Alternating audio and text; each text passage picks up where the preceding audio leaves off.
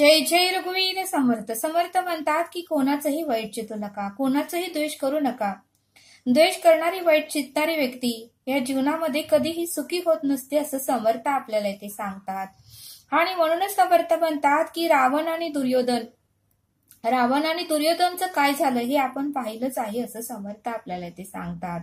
समर्थ म्हणतात की द्वेष मत्सराने इतरांचं चांगलं झालेलं बघवत नाही, इतरांचं उत्तम झालेलं सहन होत नाही.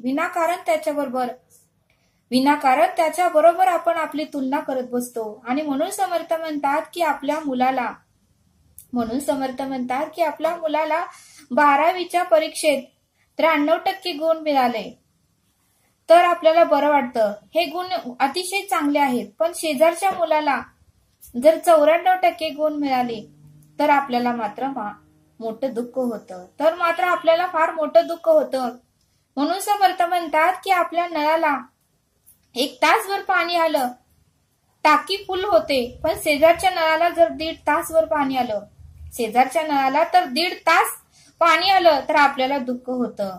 म्हणजे शेजारच्या मुलाला जर 88 गुण मिळाले किंवा शेजारचा मुलगा जर नापास झाला किंवा शेजारच्या नळाला अर्धा तास पाणी आलं, जर यामुळे सुख वाटत असेल तर या रोगट आणि खुरट्या मनोवृत्तीला काय म्हणायचं असं समर्थ आपल्याला इथे सांगतात. आणि म्हणूनच समर्थ म्हणतात की शेजारच्या माणसाने जर 4 चाकी गाडी घेतली तर आपण आपली सायकल मोडून टाकायचा विचार करतो. तेव्हा विनाकारण अशा प्रकारे तुलना करण्याने आपण दुःखी होतो. इतरांचं उत्कृष्ट पाहून, इतरांचं उत्तम पाहून आपल्यालाही त्याचप्रमाणे आनंद झाला पाहिजे असं समर्थ आपल्याला इथे सांगतात. आणि म्हणूनच समर्थ म्हणतात की मनापासून बरं वाटणे हे चांगले भाव आहेत. आपल्या मनापासून बरं वाटणे हे चांगले भाव आहेत. आणि त्यातही आपल्याला दुसऱ्यांचं उत्तम व्हावं अशी भावना असावी असं समर्थ आपल्याला इथे सांगतात. समर्थ म्हणतात की इतरांचं वाईट चितलं की आपल्या मनात राग, द्वेष आणि दुःख वगैरे भाव होतात. इतरांचं वाईट चितलं की आपल्या मनात ही राग, द्वेष, दुःख असे भाव निर्माण होतात, अशी आपली अवस्था होते. म्हणून समर्थ म्हणतात की एखाद्याचा मित्र 200 किलोमीटरवर एका चांगल्या ऑफिसमध्ये चांगल्या हुद्द्यावर आहे आणि हा येथे बसून जर भावना करत असेल की ऑफिस सुटल्यावर तो पायऱ्या उतरत असताना त्याचा पाय मोडू दे किंवा तो घरी जाताना त्याचा ऍक्सिडेंट होऊ दे, पण तसं काही होत नाही. तो तिकडे आनंदात असतो, त्याचं उत्तम चाललेलं असतं. हा मात्र येथे बसून वाईट भाव धरून पाप बंद करून घेतो. म्हणून समर्थ म्हणतात की वाईट भावनाने सुद्धा आपलं पाप वाढतं आणि आपण दुःखी होतो. म्हणून समर्थ म्हणतात की खरी माणुसकी आणि मानवता म्हणजे सर्वांवर प्रेम करायचं, सर्वांचं भलं होऊ दे, कोणीही या जगामध्ये दुःखी राहू नये असे भाव करणे म्हणजेच खरी माणुसकी आणि मानवता आहे असं समर्थ आपल्याला ते सांगतात. आणि म्हणूनच समर्थ म्हणतात की मनापासून जर असे भाव आपल्याकडे असले तर आपण सुखी आणि आनंदी होतो असं समर्थ आपल्याला ते सांगतात. आणि म्हणूनच समर्थ म्हणतात की सकारात्मक विचार करा, सकारात्मक, होकारात्मक आणि चांगला विचार करा. नकारात्मक विचार करू नका. म्हणजेच मी चांगलं काम करणार आहे, माझं चांगलं होणार आहे, माझा भविष्यकाळ उज्ज्वलच आहे. वर्तमान काळाचा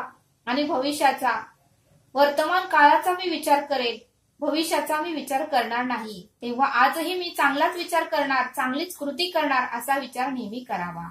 आपण जसा विचार करतो तसंच आपल्या आयुष्यामध्ये घडत असतं. जगातील अनेक तत्वज्ञानानेही आपल्याला हे सांगितलं आहे असं समर्थ आपल्याला ते सांगतात. आणि म्हणून समर्थ म्हणतात की आपल्या मनात 2 प्रकारचे विचारचक्र असतात, एक सकारात्मक, एक नकारात्मक. त्यापैकी कोणते चक्र चालू ठेवायचे आणि कोणते बंद ठेवायचे हे आपण ठरवायचे असते. सदविचार नेहमी करायचा असतो. आणि म्हणून समर्थ म्हणतात की नेहमी आपण सकारात्मक विचार करायचा, म्हणजे नकारात्मक विचार पूर्णपणे बंद होतो असं समर्थांनी आपल्याला ते सांगितलं.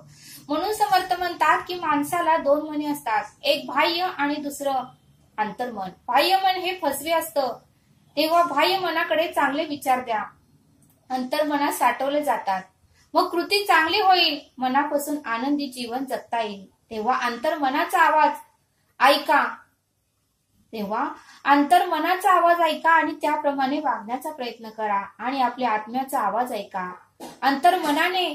अंतर्मन जे सांगतंय त्याप्रमाणे आपण जर ऐकलो तर आपल्याला दुःख हे होणारच नाही. आपण जीवनामध्ये सुखीच राहू असं समर्थांनी आपल्याला इथे सांगितलं. तरी आता आपण येथेच थांबूया. धन्यवाद. जय सद्गुरू.